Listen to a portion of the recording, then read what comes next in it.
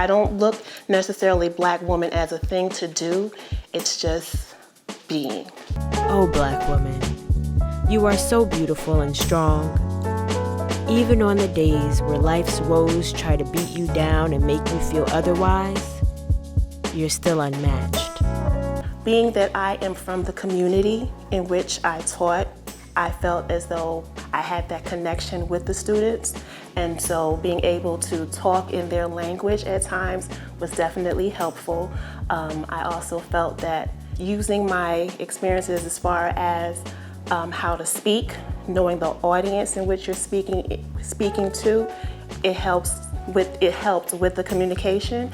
So whether it was teaching the instructional portion or just speaking on the personal level, that was the connection that I used. I feel as though I learned a lot of strength and how to use that strength from my mother.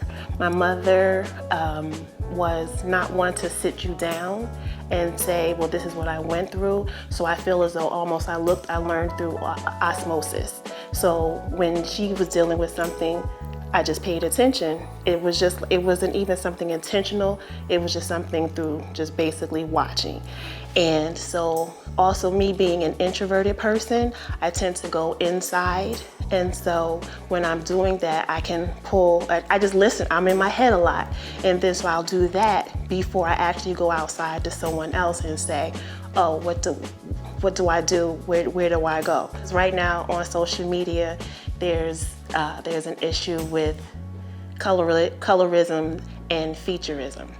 And so I think the best way to tell a Black person or a Black girl who's not comfortable with herself, I can just show her rather than tell her, because I don't know what it is that has caused her mentally and emotionally to, whether she hates herself or she just dislikes what she sees in the mirror. I don't know what the impetus of that is. So what I would do is show her Issa Rae, not where she is now, but before Hollywood.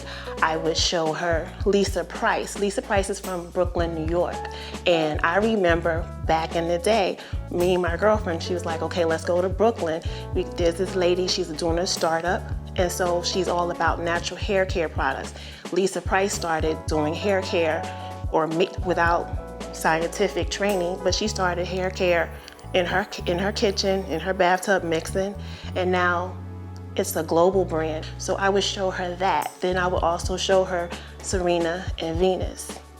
And I kind of chose these women specifically because they don't have the standard aesthetic of what a Black or beauty should be. So I would show her these people, and by showing repeatedly, I would hope that it would get to her that she's beautiful.